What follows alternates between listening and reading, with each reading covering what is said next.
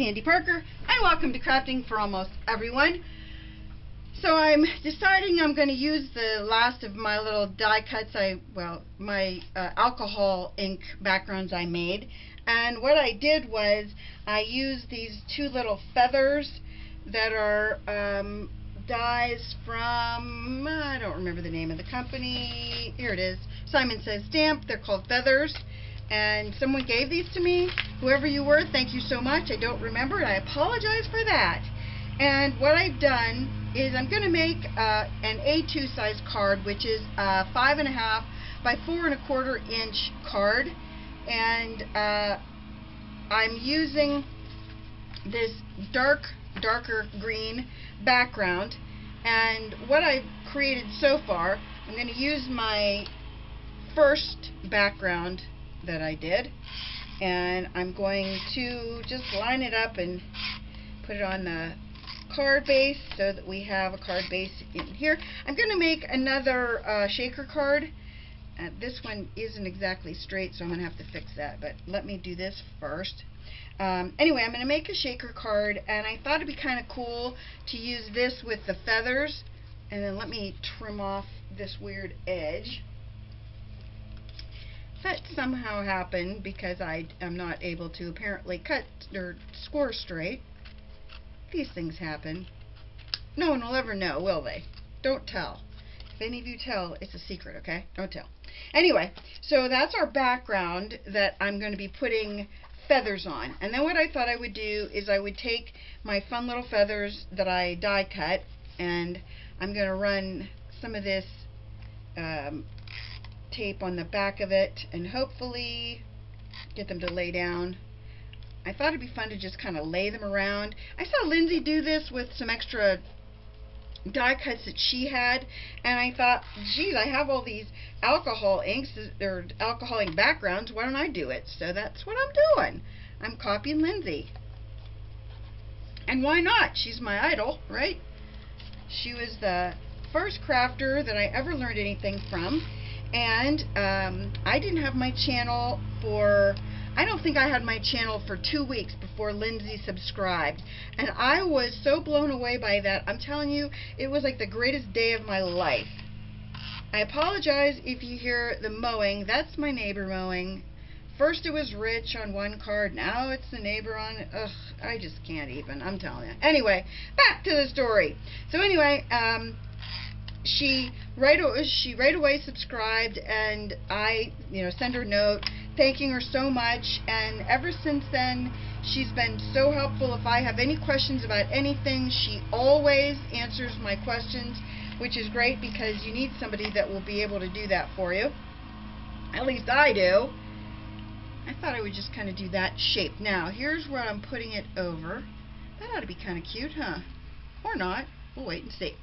Then what I did, I don't think I needed any more feathers. Do you? Anybody vote on that? Okay. Everybody voted and we decided no, that's plenty.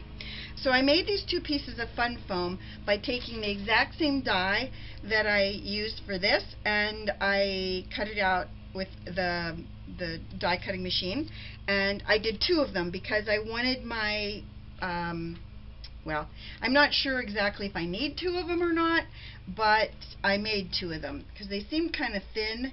But now that I have them out, I really don't think I need two of them. I think they'd be pretty thick. I think I'm going to just do one. These are the lessons you'll learn when you're playing with me. Fly by the seat of your pants. So anyway, I couldn't have asked for a better mentor than Lindsay. When I started my channel, she was great, and then Jennifer McGuire has been really supportive by telling people about my channel. So I've been really lucky with people helping me. So the reason I'm bringing that up now is because I'm going to do a collaboration video with a girl named Gracie Harold, and Gracie's mother has always been a big supporter of my channel, and she told me that Gracie was starting her own channel, and I thought, well, geez, I want to help because, like I said, I had Lindsay to help me, and later on I had Jennifer McGuire, so really I was blessed at the beginning to have somebody like that help me. So I'm going to do a collaboration with Gracie in the next couple of weeks. She has a channel called Disney Bounding, and I'm going to explain as much as I understand it. When you do Disney Bounding, it has to do with creating cards that give you the idea of a Disney thing.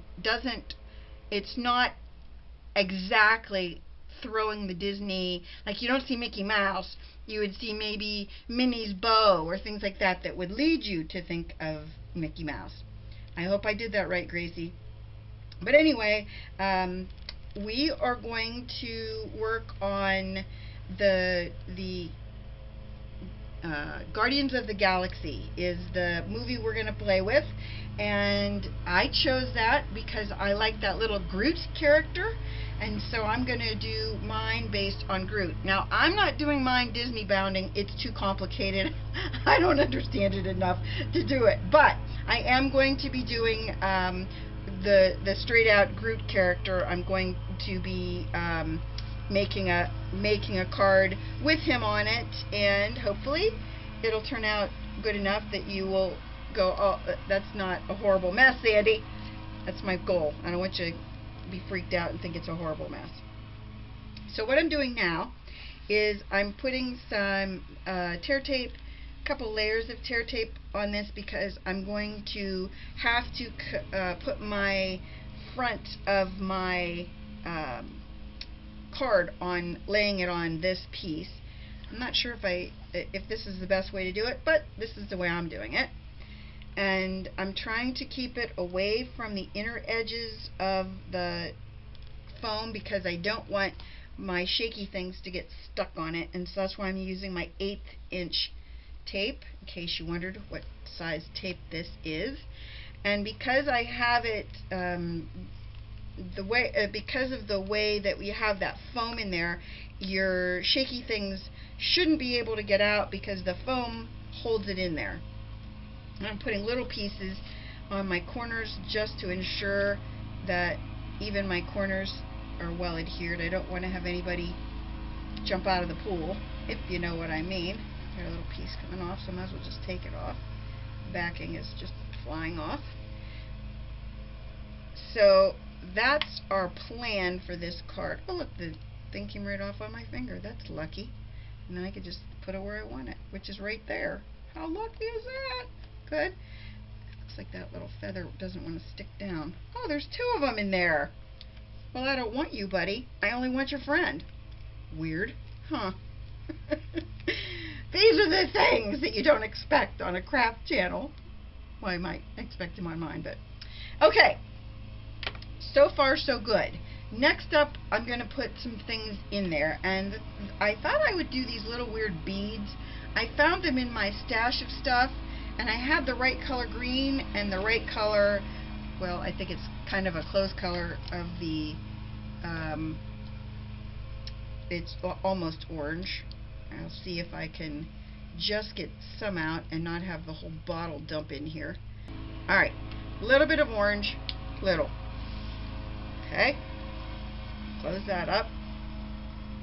I didn't take off my backing of anything yet because I knew these little buggers would be roaming around.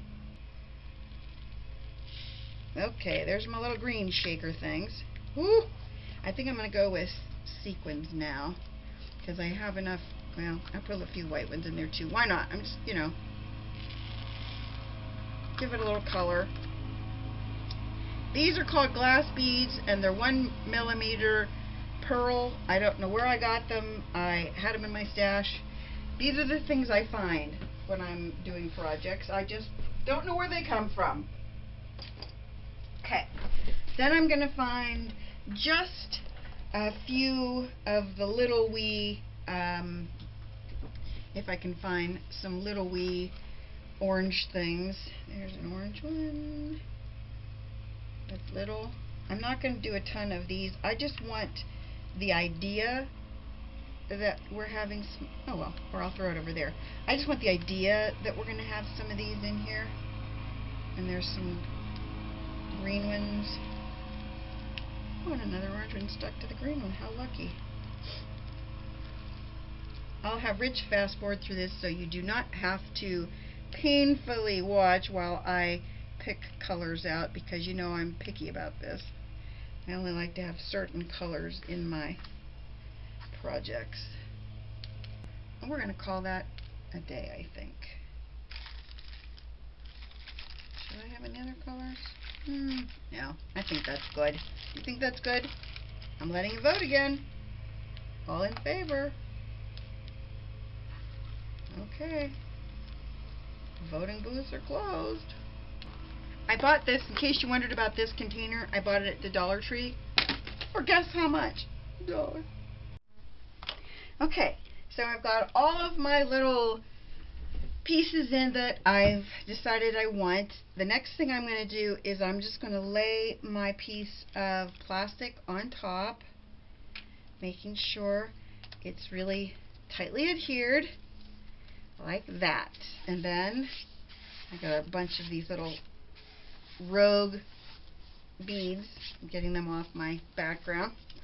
So our background, our shaker is shaking well. Then I'm going to put, the next step is to put this piece on, and so we're going to put a lot of adhesive on the back of it.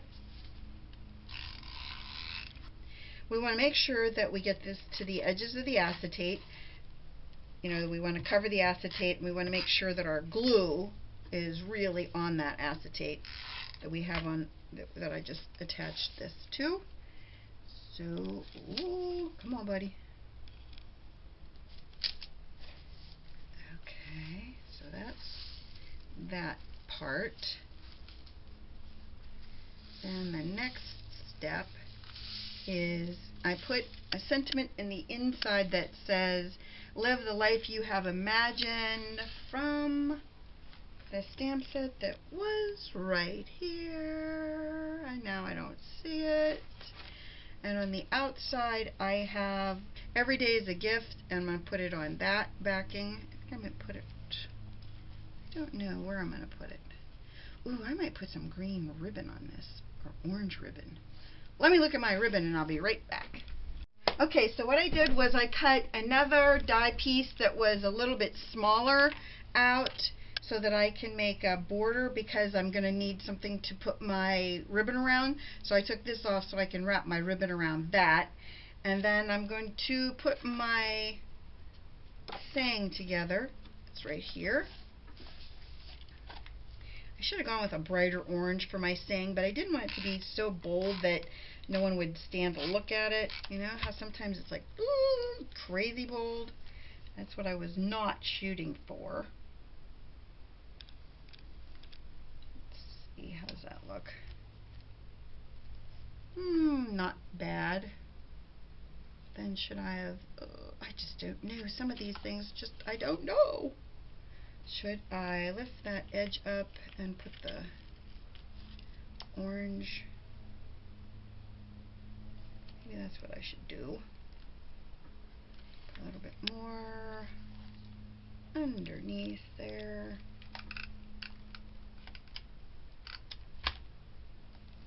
This is that tape that all you have to do is rub it and it comes right off. So that took care of that little problem.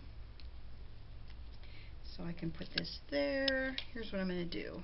I'm going to wrap it around there so it looks like my bow or my ribbon goes all the way around my card, and only it's going to be, what I'm going to do then is I'm going to attach this here, and then I'm going to come around this side of the card.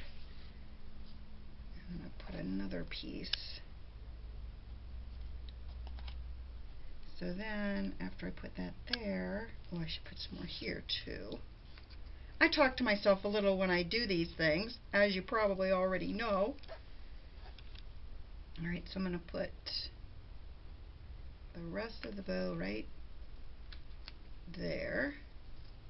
There's some weird discoloration in that part of my bow. I had to flip it over.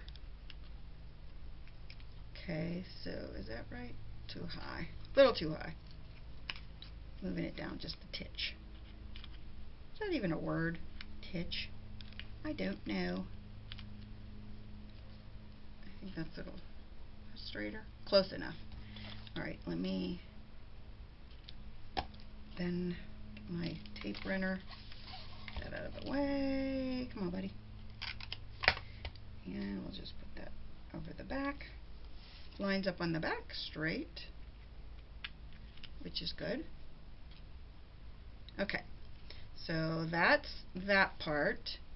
I think I want to put it on a little bit of foam backing. Look, I even have the kind of heat right here at the ready. Okay, I'm going to put this little piece, well, I was going to put that little piece right there. Let me see where I can put it. I'm going to put it up a little bit and a little bit in like that.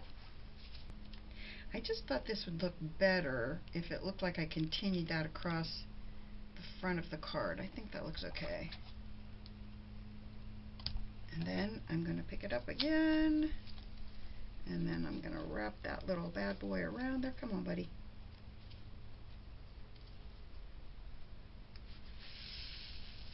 And then I'm going to have to put, did that work? I think it did. Okay. So far, it looks pretty good. Now I think all I have to do, I'm going to put a little bit of liquid glue. I'm just going to take this little glue dropper thing and put a little bit underneath. Doesn't seem to want to stay. It still looks okay though, I think. It's not horrible. Alright, last but not least, we need to do our envelope and the back of the card. And I want to stamp that. I made this for you. And don't forget, the inside says, live the life you have imagined, and the front says, every day is a gift. I think it's kind of cool. I like the feathers, and I like how those little beads are stuck in the feathers. I mean, even though they can move around, they can get out of those little places. Reminds me of that game we played when we were kids where you had to get the beads into little things. You know, you had to do this all day long. I probably could do that all day long and play with it. Let me get my envelope. Came up with a different idea. You're gonna love it, or you're gonna hate it. It doesn't really. It doesn't matter because I can't get you to vote. The voting booths have closed. I'm going to take my ribbon. Let's see if it's too wide. That's too wide. I'm going to take my ribbon and my 1/8" tear tape, and I'm going to turn my ribbon into something that I can put on my card.